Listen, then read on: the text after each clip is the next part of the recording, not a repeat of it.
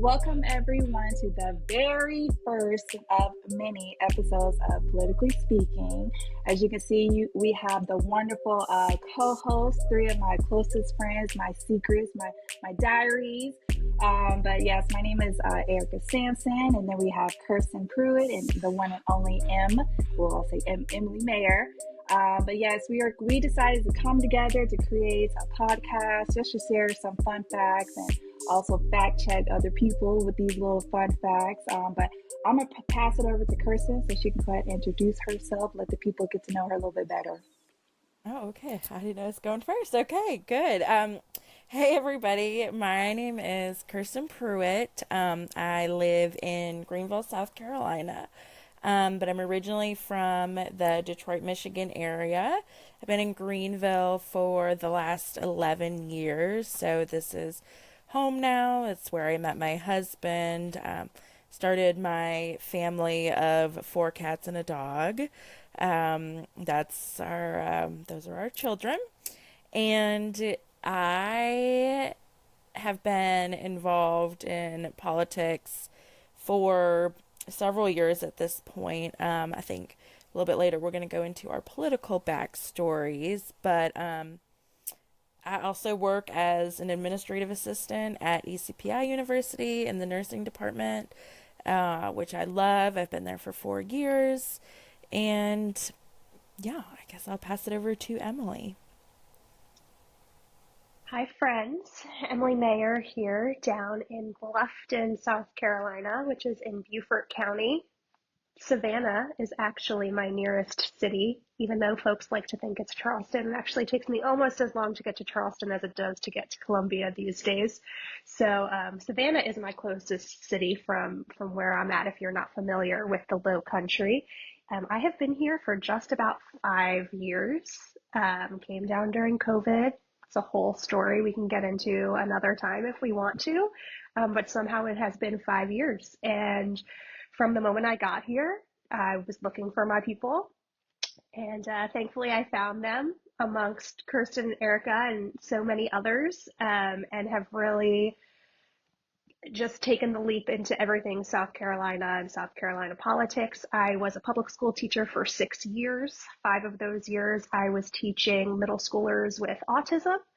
And 1 year I was doing 5th grade inclusion. And then I had my first daughter, and after the end of that school year, made the transition out of the classroom. And now I'm essentially a full-time professional advocate. And we can talk a little bit more about what that means later. But if you have questions about what's going on at the State House in Columbia, I'm probably the person to ask it to. So that's what I hope we're going to get into during the course of this podcast. Yes. And my name is Erica. You guys may call me Essential E. You know what I'm saying? I'm not calling you that. I was going to say that's a new one, but everyone, I am not a South Carolinian. I have not been born and raised here. I'm actually from North Carolina. So it's the neighbor state, not that too far away, but I do tell everyone there is something about when you cross into this state that you know that you are in this state. They make sure that it's the culture, it's the language, it's the vibe. It's definitely different from any other state that I have lived in, and had a zip code to. But my roots really started from me really having more questions than answers. And I feel like I got tired of having to go to other people like, well, why is this normal, or why is this happening? It was just a bunch of whys. And that's what started me to want to get involved. And then I started trying to figure out, well, what does even getting involved mean? Like where do you start? There's so many different clubs, there's so many different suggestions and parties, and so that's me. That's my journey. I didn't really grow up in a household where you go downstairs and CNN was on the TV. No, I was downstairs watching Cartoon Network one Saturday morning, So it wasn't until like things were affecting me personally, because as a child, ain't nothing affected me. I'm just going to get some food and go to school. But yes, as I got older and things were starting to really affect me, and I was like, whoa. So that's like my backstory of just trying to get involved and navigate. And then like they all said, we're just trying to find our village, trying to find our people. And then which brings us to the next section. How did we all get to know each other? Like, how did all three of us start, becoming friends? I feel like it was before the Clarburns, because I feel like I knew Em, but then I really got to know Kirsten, through the Clyburn Fellowship. But And see, I knew Kirsten before because Kirsten and I were in the same Emerge class okay, in yeah. 2021. But we had only ever been virtual because it was 2021, right? Like Yep. nobody was doing in-person stuff in 2021. So I only knew her through Zoom. So at the Clyburn Fellows was actually like I think the first time that we really got to interact. But maybe we should It's so explain like exciting. what Emerge and the Clyburn Fellows are because I don't know that everybody knows. okay, you guys serve with the Merge. Okay, Go ahead, I Kay. guess I can go. All right, so Emerge, I'm going to put it very simply. It's a political training program for women who may be interested in running for office or being campaign managers or working on campaigns. Just equipping women, and it's a nationwide organization. I don't know if every state has an Emerge, but I would say if not every state, then the vast majority do. So obviously, we're in Emerge South Carolina, and normally Emerge, it's a 6 week, I want to say, training program. I think it was 6 months, but it was Oh, like had the sixth one right, yeah. weekend per month. So it felt like Oh, six yes. Yeah, weeks. yeah, yeah. And Yeah. ordinarily, they would meet in person in different areas throughout the state, but because COVID times, we were over Zoom. So, got to know people over a computer, which I think was kind of cool because it helped us form a friendship. Because even though, we're all several hours apart from each other, we basically had to become friends over the computer and the phone because we can't just be like, okay, let me come over and hang out. No. So I guess there was some beauty in that remote part, and that it taught us how to form friendships virtually, which is kind of cool. So, do you have anything you want to add to Emerge? No, it was really great because a lot of the people who trained us were also Emerge alums. So we were like learning from our own like alumni network, which was really great. Like women teaching women who have gone through this themselves and like understand and have either run campaigns or have been a candidate themselves. um that was really to me like the most impactful part, and like it was For just sure. really real. Like they were never they were never sugarcoating anything, which honestly is really refreshing in Mm-hmm. this world when you For don't know what you're getting absolutely. into. And I just loved the way that they were intentional about picking folks from a variety of locations with a variety of backgrounds. Like when I applied to Emerge, I was brand new to South Carolina. Like I didn't have any name recognition or any credibility to my name. Nobody was vouching for me. The people writing my recommendations were not even in the state. It would have been really I easy didn't for know them to be like, that. we're not. Yeah, That's so I cool. had. There was a woman who had referred me to Emerge, New Jersey when I was living in New Jersey before COVID, and obviously I didn't do Emerge in 2020 in New Jersey Yeah. because of COVID. And so she wrote me the letter for South Carolina, and then State Senator from Maryland, Cheryl Kagan, who may also either be an Emerge alum or she's on their Emerge Maryland board, something like that. She has a connection to Emerge. And my best friend was her staffer at the time at the State House in Maryland. And so she wrote my second letter of recommendation and she helped me prep for my interview. But I mean, Emerge South Carolina had every reason to be like, why would we accept this person?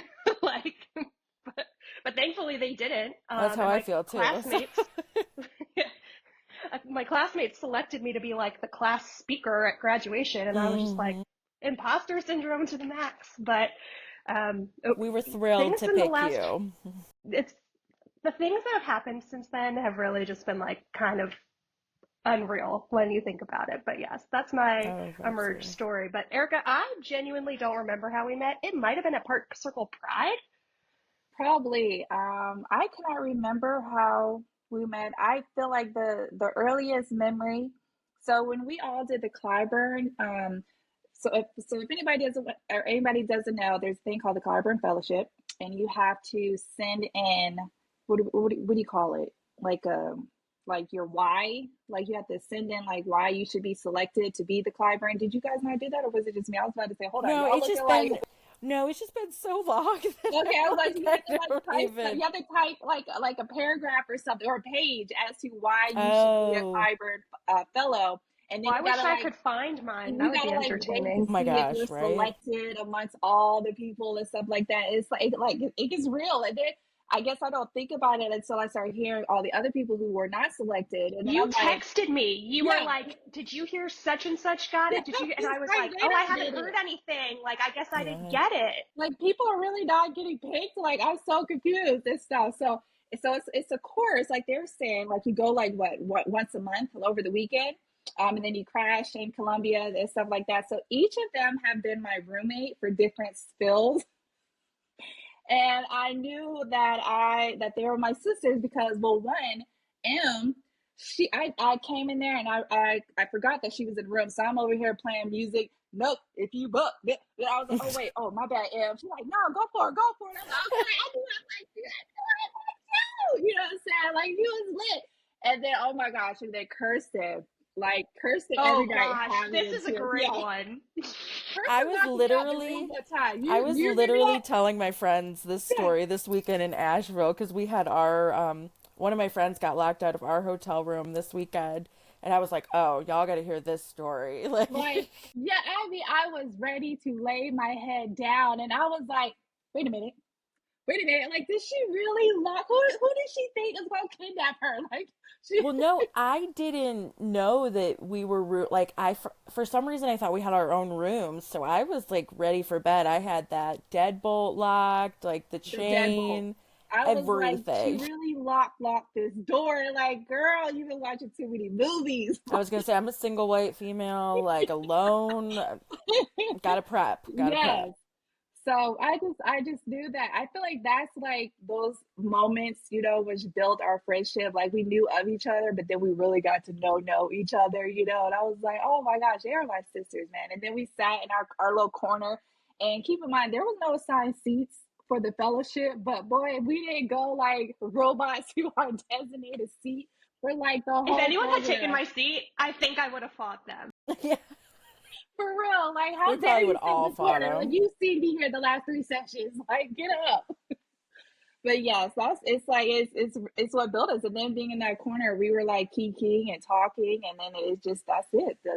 That's all she wrote. So now we're here, and now we have our group chat. And then it was like I knew I wanted a podcast, but I was like I didn't want to do it solo, but to throw it out to y'all, and y'all were like receptive, and I was like, see, it was like meant to be. I'm like, is the world going to be ready for our opinions? Like that's the Well, thing. that's to be determined. I Yeah, still don't know. exactly. Speaking of, we about to share these opinions. So we're gonna go ahead and get right into it. The next topic. So let's talk about what local conventions are. Like, why do we have them? What's the purpose? What happens with them? So all three of us have recently had our local conventions. Kirsten mentions hers is in Greenville, and yours Bluffton, right? Beaufort County. Beaufort County, and then I am in Charleston.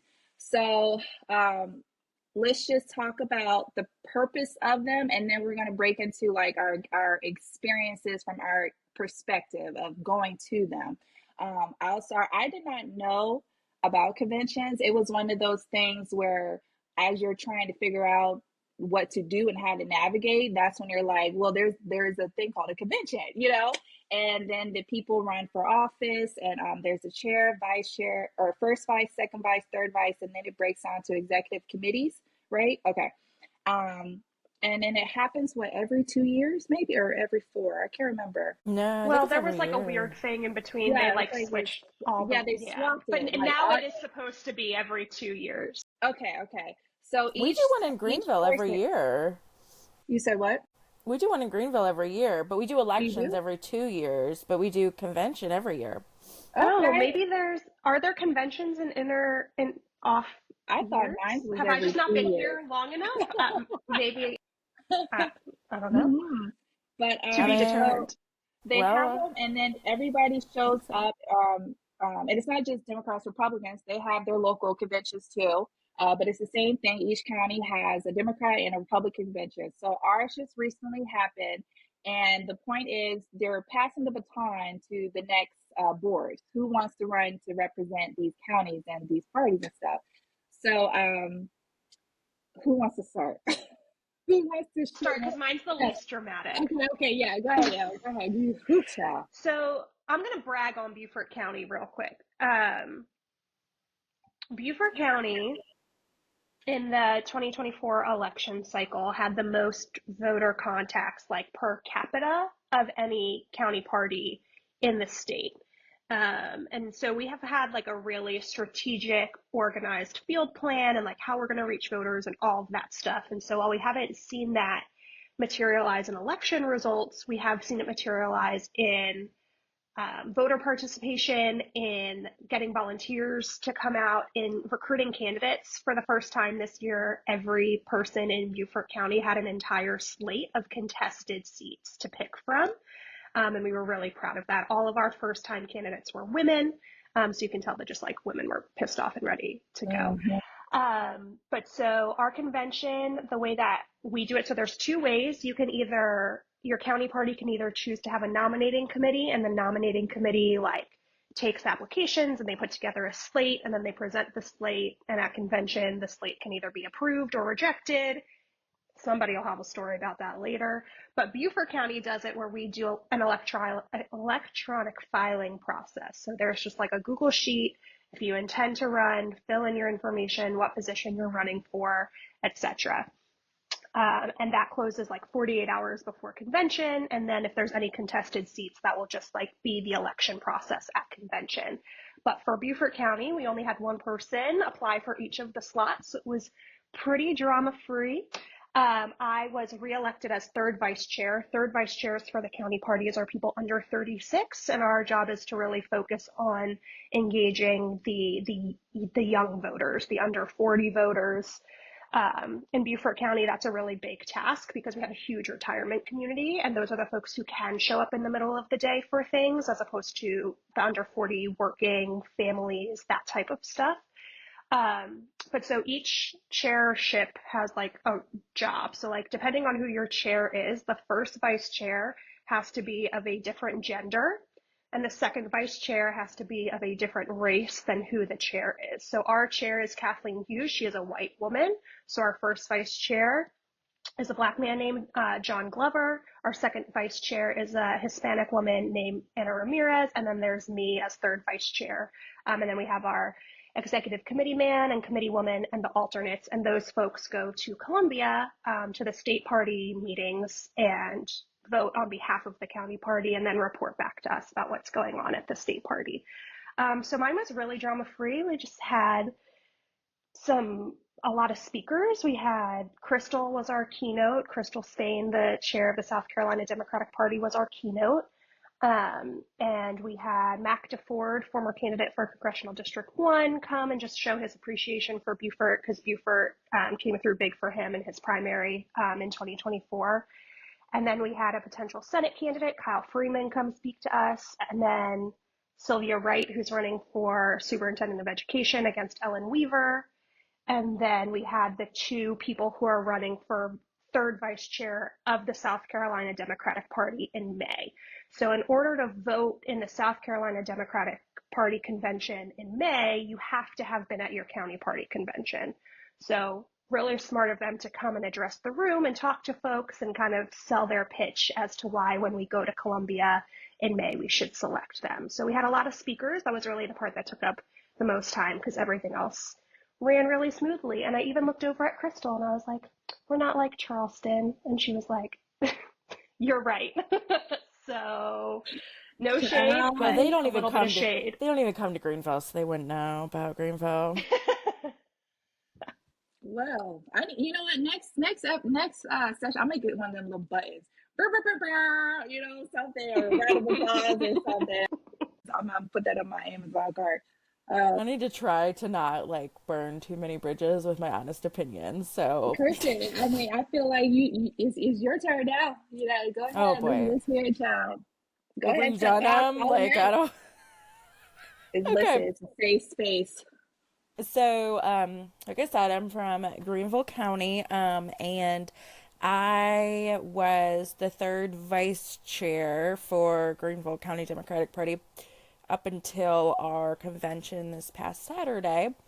And I decided not to run for re-election. I did decide to run for executive committee woman, just because I was ready for a role that kind of was less responsibility, less of a time commitment. I'm finishing up my bachelor's degree right now, and I've had some health concerns, so I just kind of wanted to still be involved, but not have that huge, not that it's a huge time commitment to be third vice chair, but it is a time commitment weekly. So as much as I love that role, I was ready to kind of pass that on to somebody else. And in our case, our chair was not running for reelection. Our first vice chair was not running for reelection. Actually, our entire board, none of us were running for reelection. And I was the only one from our board that decided to even run for something at all. And honestly, I felt that I had a decent chance. I've been involved in Greenville politics for quite some time. But prior, so at convention, I always help sign people in at the check-in table. That's just kind of always been something I've done since I've been involved. So I was doing that again this year. And someone who I've always really looked up to and considered almost a mentor in a way, and we'd worked really well together. She came up to me that morning and asked if I'd read her email, and I hadn't looked at my email yet that morning, so I said no. And so she wanted to tell me that she was nominating and voting for one of the two people that was running against me. And so that kind of threw me off a little bit, kind of shook my confidence. And she shared some reasons for it. One of them was wanting to get some fresh blood, fresh energy into the board. And then the second one was how I said I'd had some health issues and I'd taken a little bit of a step back. And so she had seen that as sort of that I wasn't up for a role on the board. Like I didn't have the energy or the commitment, wasn't able to be dependable. And that part hurt because I felt like I'd always followed through on my commitments. Even there may have been a couple times when, if I had a serious health, I told you guys my cat might pop in, so here he is. Right. He knew it was time to Yeah. come in. Well, yeah, it's my bedtime. So he's like, "Mom, let's go to bed." But anyway, I'm sorry. I have very squirrel mentality. I get distracted. So, she sort of felt that there were some dependability issues, but that's neither here nor there. It threw me off. So, like Emily said, we had speakers, not many. We had Tina Belgi, who's running for Greenville City Council, our at-large seat. She spoke, which was great. And then Michael Layer, who's running for South Carolina Democratic Party third vice chair, he spoke as well. So that was wonderful. So glad he was there. He's just a great friend and was someone that just, especially after I had that conversation with that person about the email and how, Michael's the perfect person to I was lift you about back to up say, I after didn't yeah. want to cut you off, but yeah, girl, Michael has like this aura. He walks into the room and you just want to start smiling, like Michael, Yeah, and he like was just like Michael, No, right I Tina. hope there you went next to right me. over to him. Yes. No, he was Yes. already Yeah. like over there hanging out because so that was wonderful. But yeah, so my confidence was thrown, and then we did the chair election, which was uncontested, so that was very smooth. Our first vice chair was also uncontested, so again, very smooth. Second vice chair.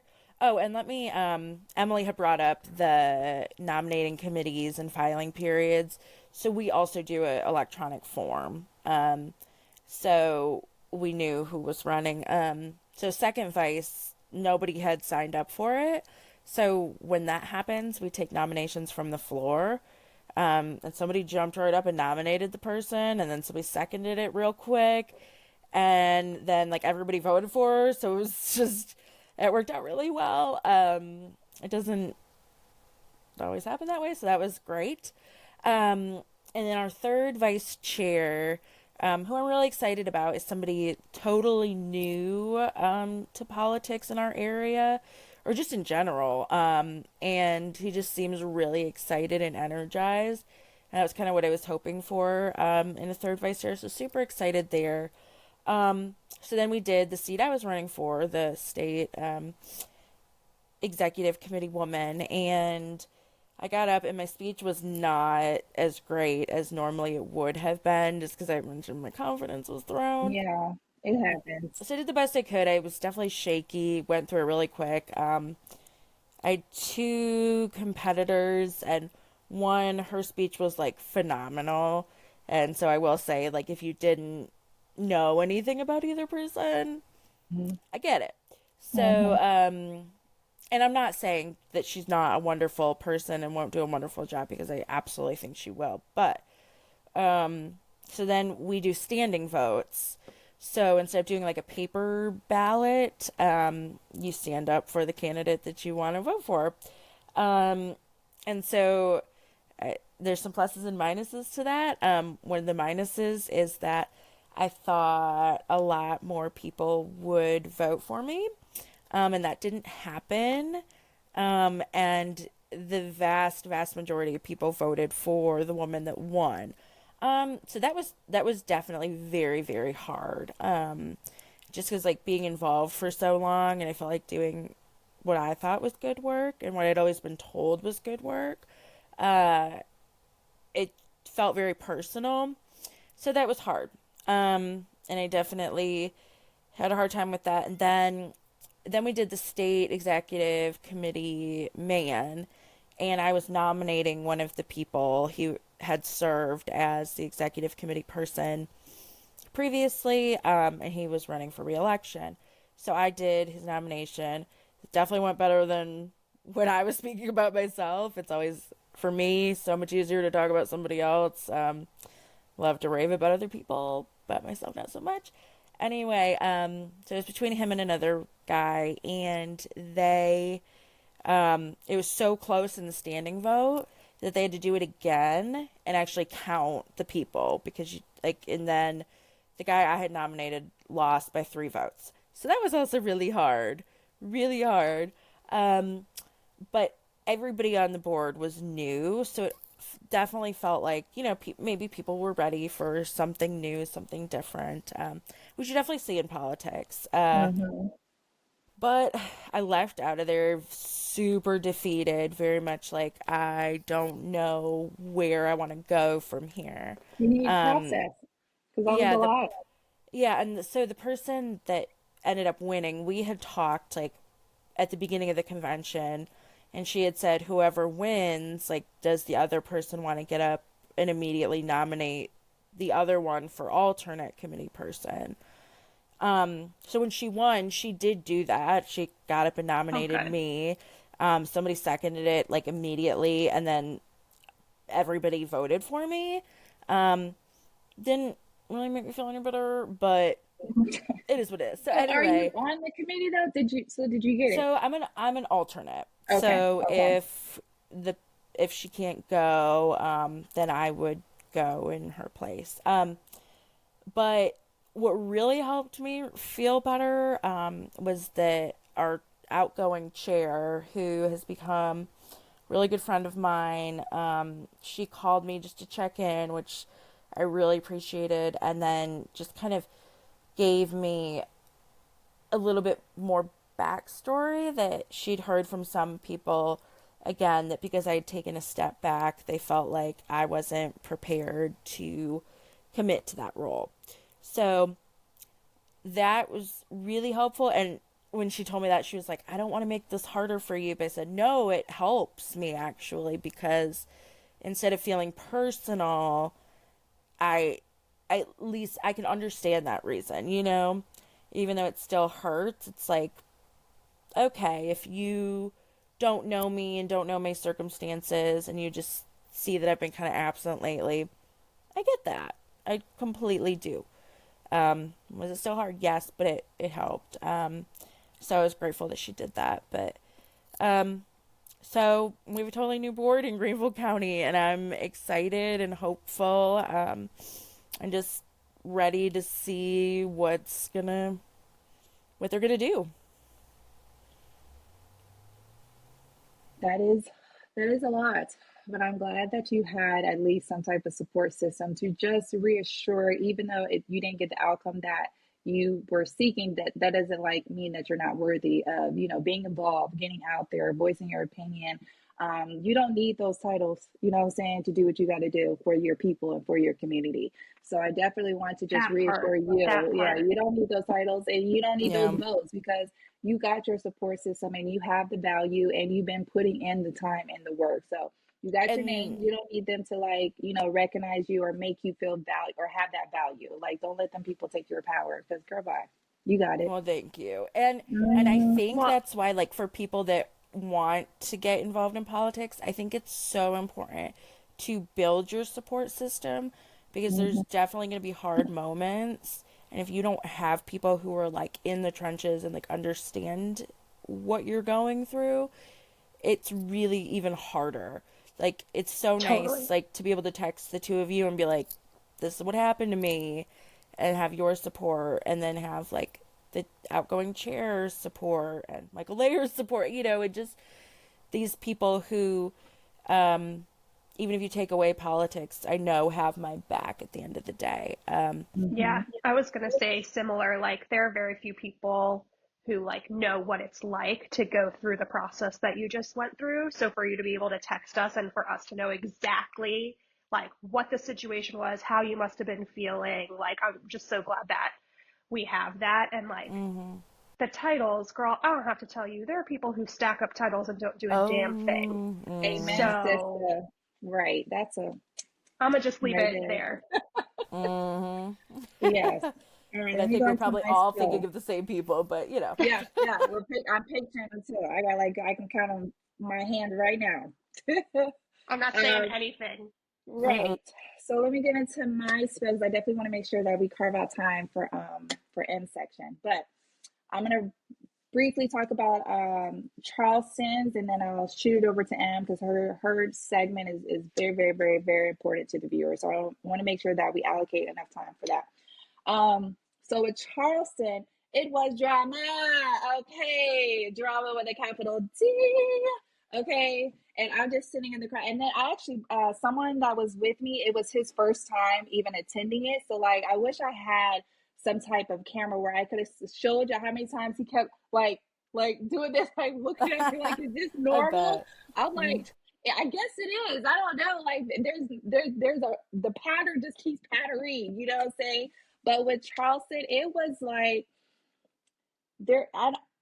I'm just gonna say it. It's like I'm stopping to make sure I like tread lightly on how to say it. But I feel like this isn't an area where you can tread lightly. It's kind of like you just gotta rip the band-aid off and really just Mm-hmm. tell the people what exactly is going on.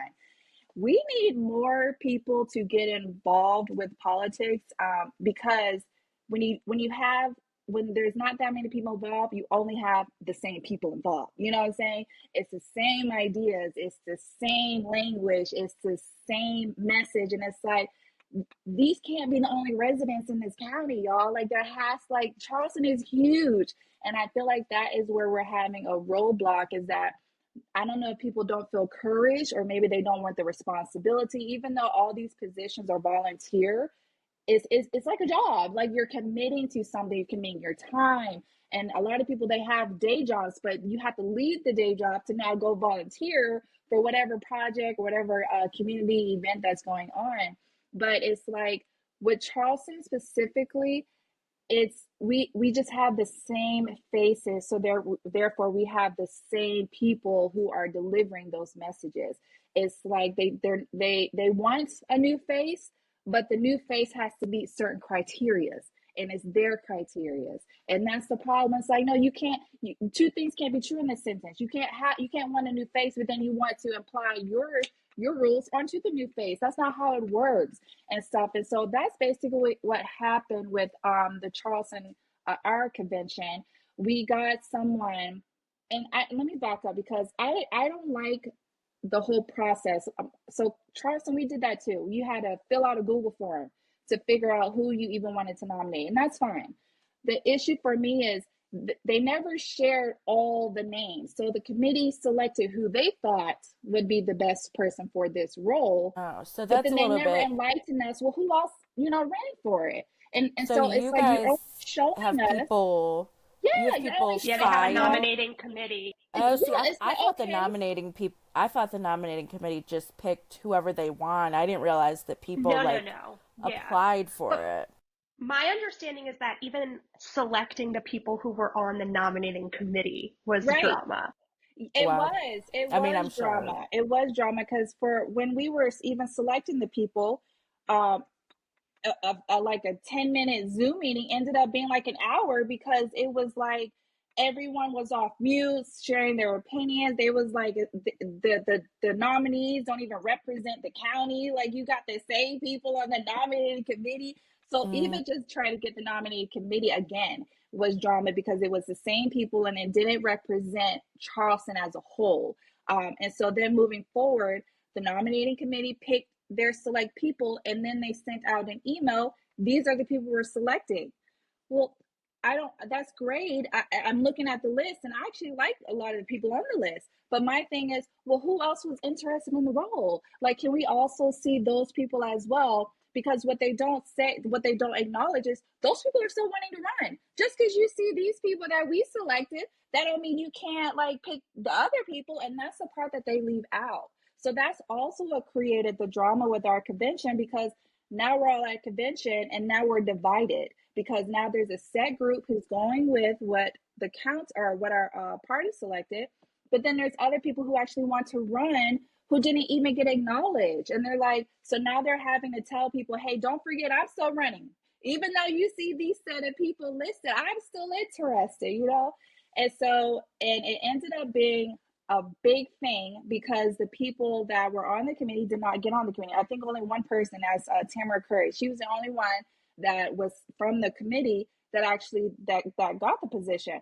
But everybody else was someone that was like nominated from the floor. So it's like because we wanted, other options, and it's like I appreciate everybody because it's no joke being, putting yourself out there. It's not an easy task to want to represent mhm. other people. It's not an easy task to stand in front of people, to talk in front of people. It's not for the someone without a backbone or just someone who is okay to just politics. It's a lot. And so when Pastor Dixon, he ended up winning, not by much either. I think maybe like 3 or 4 votes. And Wow. the committee didn't even suggest him. They didn't pick him. They didn't suggest him. They didn't acknowledge him. Nothing like that. But my oh my, did he win? You know what I'm saying? So that just speaks the volumes. And then he didn't even have anybody even speak on his behalf. He went up there, he stood in front of everybody, and he said his spill. And he Hmm. expressed himself about how he was feeling about the direction that the party is going. And I feel like it speaks volumes because look where we're at as Democrats now. Like we're not moving forward. We're losing. We're not getting anywhere. We're not resonating with people because we need to like stop spinning the wheel. We got to figure out some other stuff, how we can, outreach, how we can talk to people. But he ended up winning, and I'm not surprised because he's rough around the edge. You know what I'm saying? He's not polished. He's He's just a man rough. of the people. He's a man of the Exactly. people. That's it. I feel like that's what we were needing. We were needing someone that's not so polished. We're needing someone that has like stories and like gumption and like, you know what I'm saying? And then he actually that him and that daggone red scarf, they're everywhere in Charleston. Like they're everywhere. right at Charleston. And I feel like because he's done so much behind the scene works of engaging with people, being in their face, going to their events, going to the grieving families that have lost someone. Like, he's there and he's present. And that's what the difference that we needed with our party. And when he won, like, so many people just got up and left the building. Like, we still Wow. had like to nominate and vote on all these other positions. He was only the first one. But like, as soon as he won, all these people got up and like walked out the building. And it's like, you're further acknowledging the problem. Like this is what we're talking about. Like, it's like he's going to be in seat for 2 years. So you just going to like leave the party altogether? Or are you just like, you just don't want him that bad that you can't figure out how can we all come together and work for the people? Because that's what it's about. It's not about Pastor Dixon. It's not about me. It's not about y'all. It's about everybody. And it's the fact that because he won, like, it bothered your spirit that bad that you rather just leave for the whole day. And I'm like, it's just crazy. But it's just so unfortunate. And it makes me happy that he won. Just visually seeing all of that and how it unfolded. It's like, I'm glad that he won, because it's like, maybe that's what we needed. Maybe we needed that disruption so we can finally get to work. So we can finally like do what we got to do to try to get people involved and engaged. But that was like the drama. And I do want to say that we have some great faces on our board now, and I am so excited to see what all that they're going to do and how they're going to take the party in the direction that it should be.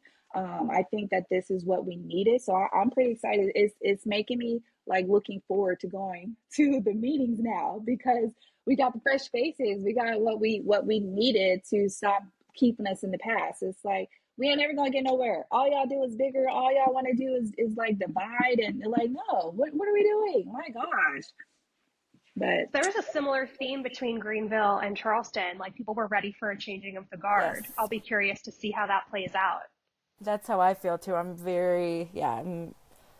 was talking about that at dinner with my family tonight. I was like, I'm just really hopeful and expectant and see how things, shake out. how they pan out. And that's why I'm like, I'm so excited for this chapter. I'm excited that it's just we're going somewhere. I feel it in my spirit that we're finally going to get people like involved, people wanting to actually leave their house. You know what I'm saying? We all know what it feels like as a volunteer, on that side of it. It's like, you're just asking people to come. It's a lot of work to get people to, they have to have that reason to leave their house, where they could just sit at home and watch TV and just kick back. So I'm excited, and I think that this stirring the pot is exactly what it needed. It's like, okay, if y'all don't, if that disturbed your peace that bad, then maybe you need to go somewhere else. Like, because we trying to take this somewhere else. We trying to move things around. That's my 2 cents. All right, so let's go ahead and get into the next segment. We are calling this the briefing room. So we're going to be incorporating this part into our episodes because we do feel like it's important that people are in the loop. And we know that social media is how people get in the loop. Especially just all generations, we go to pick up our phone and then we're scrolling to see what's going on. So I'm going to take it to you so you can discuss what the briefing room topic is about. Yes, so this week we are talking about the long, busy day in Columbia yesterday. Level set the playing field here. After the 2024 elections, the Republicans hold a supermajority in both the South Carolina House and the South Carolina Senate, which means they hold 2/3 or more of the body and therefore can essentially pass whatever they want without bipartisan support. So we knew that going into this session in January was going to be an uphill battle. But so far, the folks who are on the ground in the trenches every day have done a really good job fighting where they can, having conversations, building bridges, and just making sure that stuff that actually is going to impact South Carolinians is coming to the forefront as opposed to some of the culture war stuff. But yesterday that all came to a head. In the morning, there was a hearing on Bill 3457. I'm going to say the number in case you want to look it up, in case you're like a weird person like I am. But essentially, they're calling that Human Life Protection Act or something like that. What it is is an abortion ban from conception with no exceptions for rape, incest, or fatal fetal anomalies. Fatal fetal. It's fatal fetal. Fatal, thank you. Fatal fetal anomalies. They're just so similar. I mean, I don't Exactly. know. Yeah. I'm not a doctor. I'm not a doctor. But so that main sponsor was John McCravey. If you guys don't know anything about John McCravey, he is one of the most extreme members of the South Carolina General Assembly. He is like the face of every anti-abortion bill ever. We have a 6-week ban already in place in South Carolina. And he was just like, no, that's not good enough. I want to go further. So that hearing started at 9 a.m. I got to the State House at 8, and there were already about 20 people in line waiting to go to get inside to speak, because they knew there was going to be a lot of people and that it's a contentious topic. They did like have added security, and they had like those like stanchion things to line people up between instead of just like letting it be a free-for-all. Normally they open the building at 8 and people can just file in, but this was much more structured. So at 8:30 they started letting folks in. By the time I signed up, I was on the second page of speakers already, and I was like 20-ish people deep in line, and there were a ton of people behind me. So I was like, I don't know how this is going to go. But I want to give credit to the chairman of the subcommittee, Jay Jordan, who's a Republican. He did a fantastic job ensuring that people were heard and that the process was fair. He took a break after page 1, and he said, if you have already spoken, please get up and leave the room, because we have folks waiting to come in and who have signed up to speak, and we want to make sure that they have the opportunity. He tried to get through as many people as possible. There's a rule that once the House scavels in for their general session, they can't continue having a subcommittee hearing. So we knew they were going to have to cut off at noon. We knew we were only going to have 3 hours. So we really wanted to make the most of that 3 hours as possible. And I think he really did a fantastic job as the subcommittee chair doing that. So I want to give credit where credit is due on that. There were, in the 3 hours of comments, maybe 50 people that got to speak. And I would say maybe 15 of them were in support of the bill, and everyone else that spoke was against the bill. It was overwhelmingly people saying, this is ridiculous. And normally, this is not the first time I've sat through an abortion subcommittee, given testimony on the topic, been in that space. I did not know everybody that was in that room. There were new faces. There were people who, while we were in line, were expressing nerves because they had never done this before. They've never shared their story, this and that. So people are awake and paying attention. Yes. And that makes a difference, too, because if the committee's seeing the same people all the time, they're like, does anybody else care? Correct. And that's always my concern. I'm like, oh, are they like, here's that girl again? Yeah. So, yes.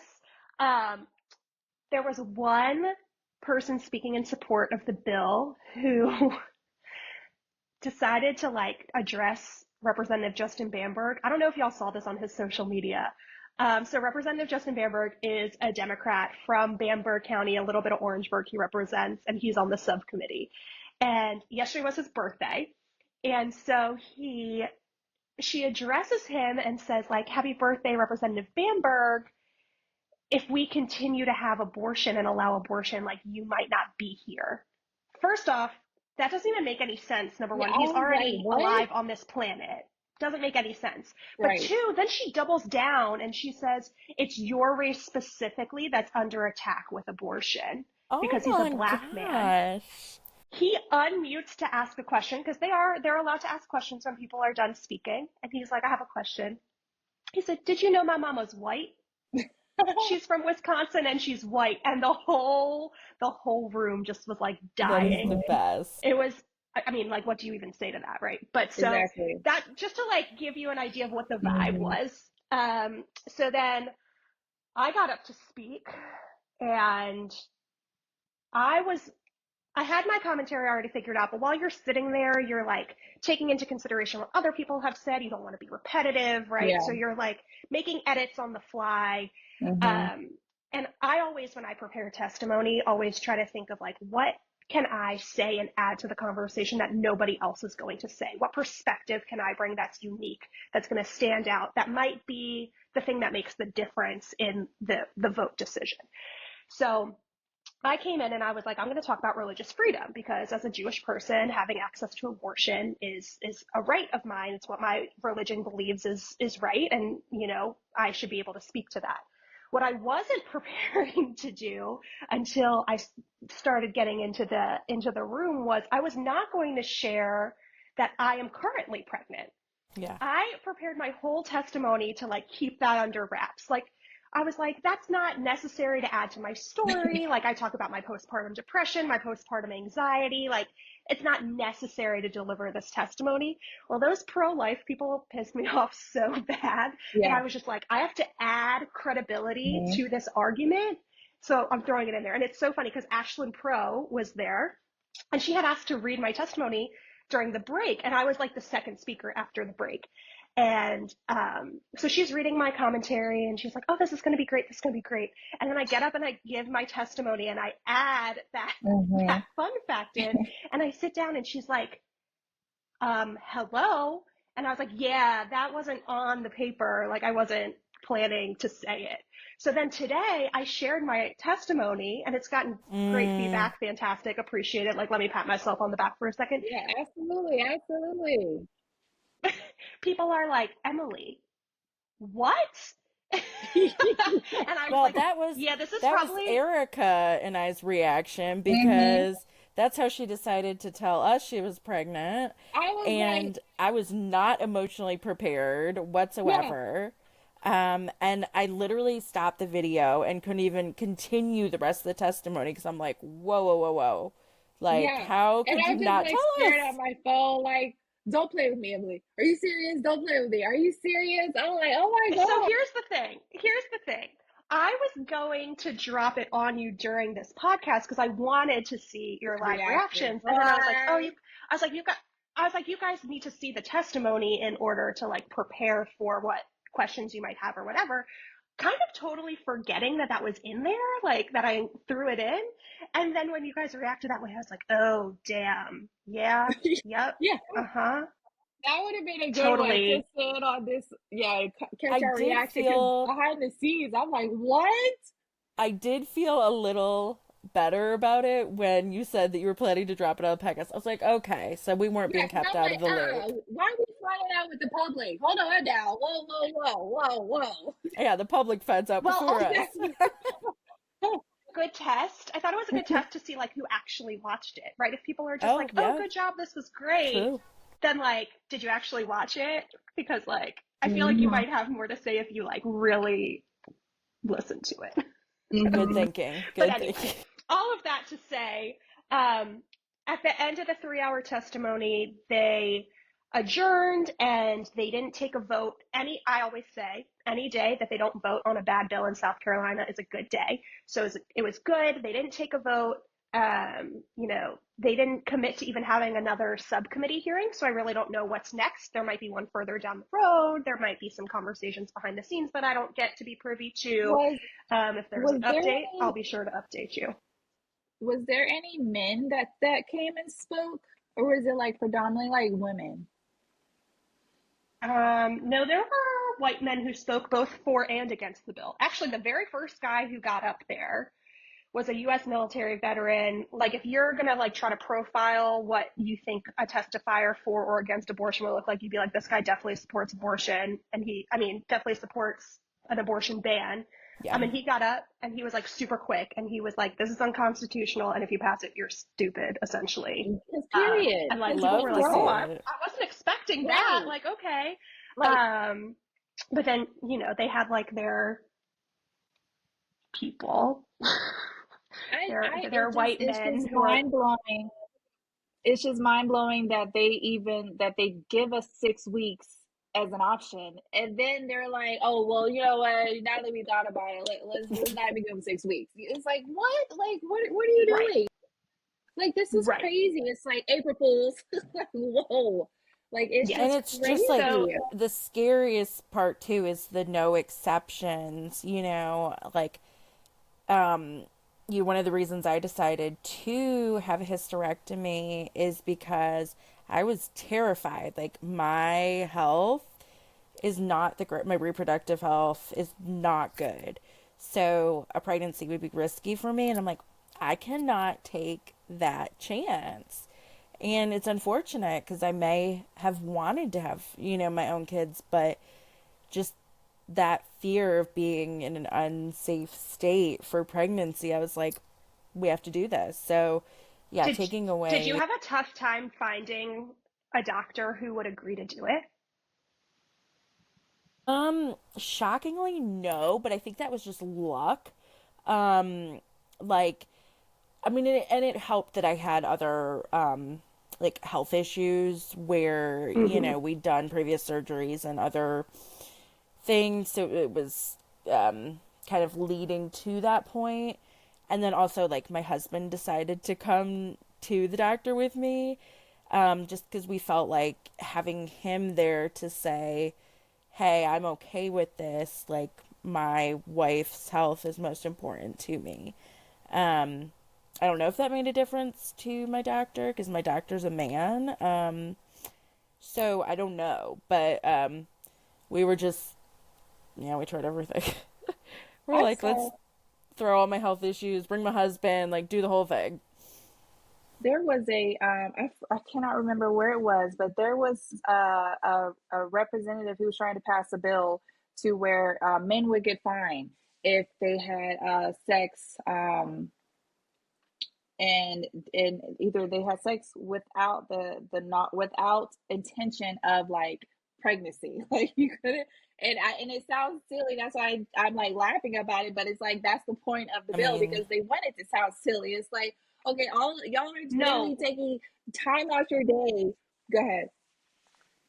no, literally, like You about to one say of something? Oh the, yeah, yeah, like literally yeah, yeah, yeah. taking time out their day to like think of these things. Like, you know what I'm saying? Like we all have 24 hours, but like you're literally taking carving out time to like make bills and make it into a law. So it's like I when I read it on my phone, I was like, that just sounds crazy. But yeah, he's trying to find men who have sex but don't have sex with the intention of like getting the person pregnant. And it's like it's like, yes, because it sounds silly. It's like all y'all want to do is find all this stuff to like punish a woman, and even to the point where like even if it's rape or like it's just crazy. It's like you're putting these Yes. words in this sentence and saying it out loud and then doing acts about it. It's just like mind-blowing that this is where we are in 2025. Like this is there, and then they're trying to force it to be the norm. Like, no, this is not normal at all. Like, stop it. And it's just like it's just mind-blowing that this is where we are, and it's like you take two steps forward but then you go one step back. It's just crazy. Yeah.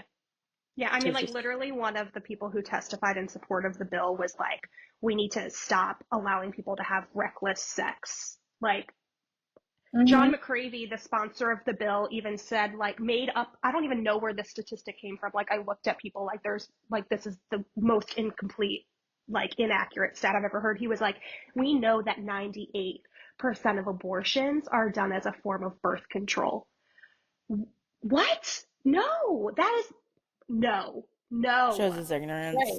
It's like they are sitting there like they're wanting us to have the kids, but then they're also wanting to take the food from the kids. You know what I'm saying? Like this the school lunches, like they're like, and so it's like Hmm. you want us to have these kids, but then you also like have the limit of, well, we ain't gonna feed them for this timeline. Yeah, you know what I'm saying? It's like, what, like y'all Yes, so crazy. Like what about the kids in the yes, system? Like there is just so many other things that we need to be placing at the forefront than be trying to do that to someone's like autonomy. Like that's just like mind blowing. And it's like and because they are like throwing it, it's like they're throwing spaghetti at the wall. They're like, well, let's just see what we can get away with, until someone actually does something about it. And that's like the whole like disturbing point about it. But we are about to go ahead and come to a closing because we are reaching our time mark. But with that being said, we like to end our shows with a segment called Two Truths and a Lie. This is very important, and this is something we all like agreed upon why we wanted to incorporate this into our podcast, because politics can have a lot of jargon. It could be confusing. It could be overwhelming. So each episode, we're going to end our show with a game called Two Truths and a Lie. Each host will take over each episode. Today, M is going to grace us with Two Truths and a Lie, just to like present a fun fact, but also mostly engage and just make sure that we're being educated, on such jargon and language and things like that, because it just could be a lot. And it could be so much that people don't want to get involved because it's just too much to understand. So we're going to incorporate this and make sure that it's our education part of it and just make it fun and engaging. All right, Em, go ahead, drop All it right, to us. So let's see if we can figure it out.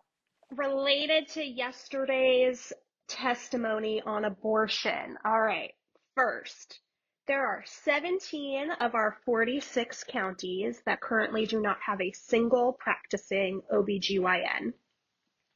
2, we all interrupted the testimony to sing happy birthday to Representative Justin Bamberg after that woman made a scene out of herself.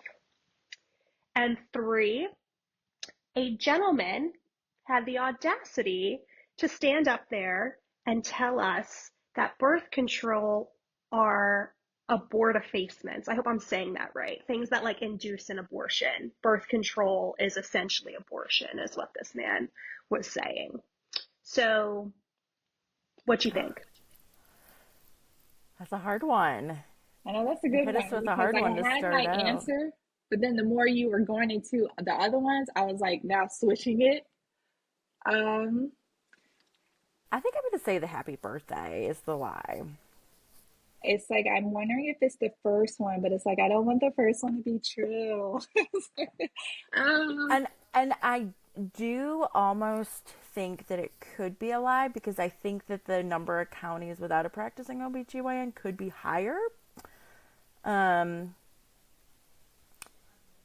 Especially with all this abortion stuff going on. Being OBGYN in this state. So let me be clear. Rough. Neither of you are doubting the fact that a white man stood up there and said that birth control causes abortion. Neither of you are doubting. That part absolutely sounded tangible. Like, we're just gonna go ahead and go with the other two. So let me figure out between the other two.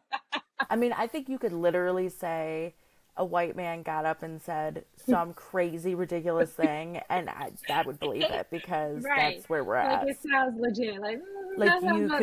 You could say a white man got up and said aliens are the reason that these women want to have abortions because they've been inseminated by aliens, and I'd be like, yeah, I believe that. Mm-hmm. Like, I believe that he said that, not, but. I am going to say the first one, because I feel like the energy that Bamberg has, that we all feed off of that, and we probably, well, not we, you guys probably would have sang him happy birthday to prove a point, also like icing on the cake. You know what I'm saying? But I'm going to say it's the first one. That's my answer. Go ahead, Kirsten. For the happy birthday. You thought it was happy birthday. Yeah, I think I'm going to stick with it. I don't feel super confident, though. All right, and what's the answer? Kirsten was correct. We did not sing happy birthday to Representative Justin Bamberg, although someone did get him a cake afterwards. I think it was Palmetto State Abortion Fund brought him a cake. So there used to be, when I first started testifying against abortion bans, there were 14 counties. Or 13 or 14, it was like 25% of counties didn't have a practicing OBGYN. It's now up to 17. And then there was an additional stat that isn't sticking in my brain about how many counties only have one practicing OBGYN. So, like, imagine how difficult that is to go get an appointment. But yes, that white man did tell us that birth control is the cause of abortions. So I don't really even understand how that was. I just think so many people believe that, and it's just so, like, baffling to me. And it's I wish there was, like, another word for, like, abortion that was, like, tailored to, like, men. Because abortion, when you think of it, you think of a female, and then everything that trickles under that umbrella. But I wish there was, like, a word where we could be like, and point and throw it at them and be like, now, take that to the bank, and but it's like, no. I feel like the metrics, like when they're like, Elon and all of them are trying to like take away the jobs, and they're saying only qualified people can make these choices and decisions and be in these positions, and they have to like meet the right metrics. And I'm like what is the requirements? Like, what is the metrics? Like, I feel like what is it? You have to have a pair of balls. Like, you can't have it, like, you know what I'm saying? Like, I feel like that is the only qualifying factor to like be in these Seriously. roles and like sit at the table. But do you guys have any ending things you want to say before we come to a close? Anything?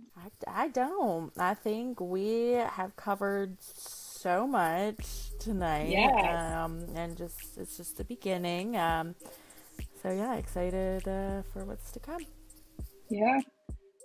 I would like to thank everybody Same. for. I feel like I said enough. Well, I just want to No, I close feel like it. I said enough. I'm good. Yeah. Everyone, thank you guys for tuning in. By all means, keep up with us. This is, like I said, the first of many. So if you watch this show, definitely leave us a comment and let us know other things that you like to see or what we're going to talk about.